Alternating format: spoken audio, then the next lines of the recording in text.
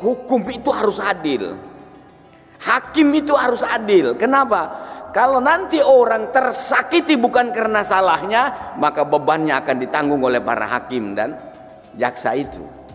Kalau salah dia menuntut, kalau salah dia memutus, salah orang padahal dia orang tidak berdosa, maka dibebankan kepada perangkat peradilan itu nanti. Itu sebabnya harus hati-hati menghukum orang. Karena apa? Bagian menyakiti. Orang tidak berdosa.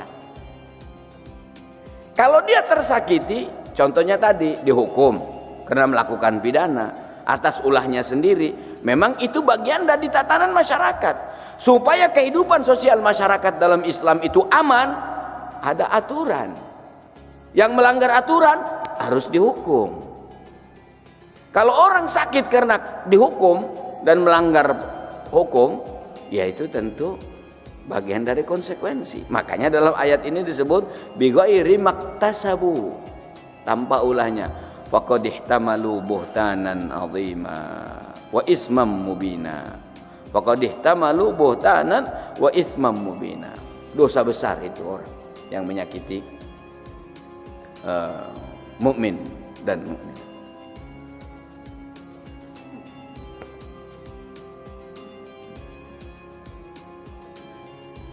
Kalau ayat-ayat banyak sekali.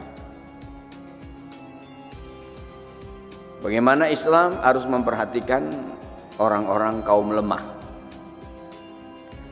Bahkan dalam Al-Quran surat Al-Muddathir itu ayat 42-43, Allah nanti nanya sama orang yang ada di neraka Sakor itu, ma salakakum fi Sakor, kenapa ente masuk neraka Sakor? Qalu, mereka jawab, lam naku minal musallin, dulu saya tidak sholat.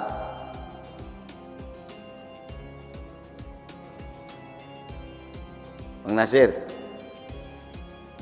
sehat? Alhamdulillah. Dulu saya tidak sholat. Walam naku nut'imul miskin, saya punya kelebihan rezeki tapi tidak peduli terhadap orang miskin. Ketidakpedulian terhadap orang lemah dari orang-orang kaya itu sudah cukup mengantarkan orang bisa masuk neraka. Na'udzubillah min dzalik. Sholatnya rajin, puasanya rajin, meditnya minta ampun. Pantat kuning, cap kunyit, merengkel nggak mau lepas, buntut gasiran.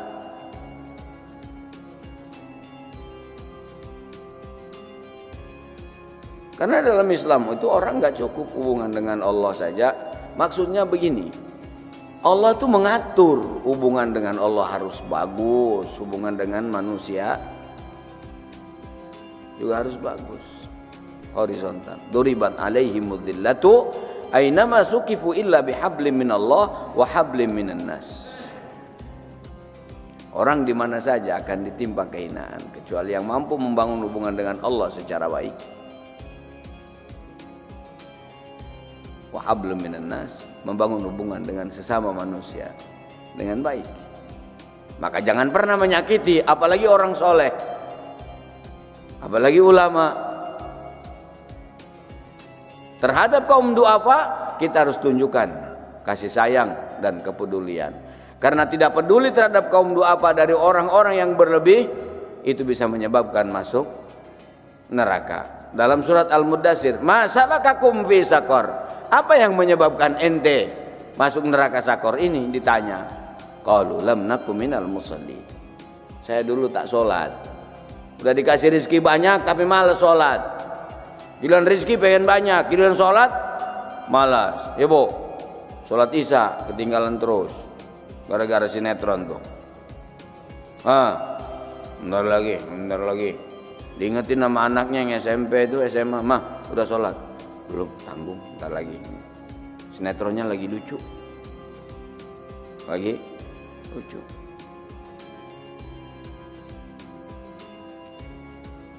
Rizki pengen banyak, sholat malas.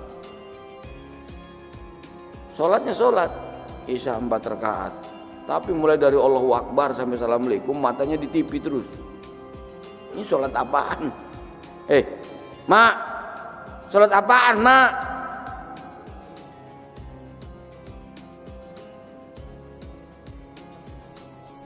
Matanya sih nunduk nggak ngeliat TV, tapi sholatnya cepat. Allahu Akbar, Allah. Apa lagi? 5 menit aja ente keburu-buru. Sujud sama Allah yang kasih hidup ente, yang kasih rizki ente, yang kasih sehat ente. Nggak mikir kadang manusia ini. Dapat musibah aja mewek-mewek, nangis-nangis. Kasih senang lupa sama Allah Subhanahu wa taala. Ente pikir yang ada di tangan ente sekarang ini bisa kekal dan langgeng. Itu semua titipan Allah. Kalau Allah mau cabut selesai ente. Maka jangan sombong, dengan jabatan tak boleh sombong, dengan kekayaan tak boleh sombong, karena itu sementara semuanya.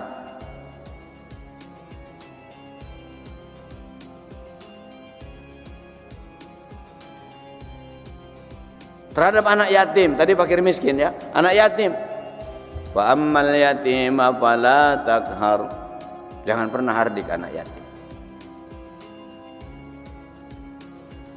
Jangan pernah sakiti anak yatim.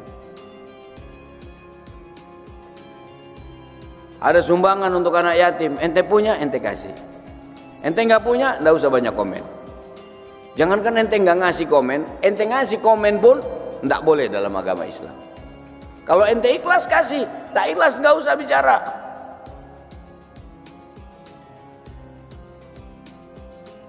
Yang ngumpulin harta anak yatim, hati-hati, jangan suka jual-jual anak yatim. Lalu uangnya dimakan sendiri. Orang yang makan harta anak yatim ke dalam perutnya, dalam Al-Quran, ini bukan hadis lagi, Al-Quran yang sebut. Ladzina yakuluna amwalal yatim dzulman. Orang yang makan harta anak yatim dzulman. Dzulman itu apa? Tadi menjual-jual anak yatim, minta bantuan, dimakan sendiri, itu pasti nggak berkah. Harta anak yatim diambil, dimakan sendiri, zalim, tanpa seizin anak yatimnya. Ini makanya hati-hati nih, bapak-bapak yang nikahin janda-janda kaya nih. Harta anak yatim nggak boleh diambil, nggak boleh dimakan. Yang bagian anak yatimnya.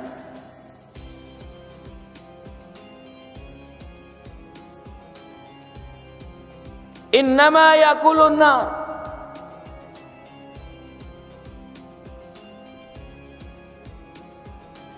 Mereka makan api neraka. Maka jangan main-main sama harta anak yatim. Jangan main-main sama harta anak yatim.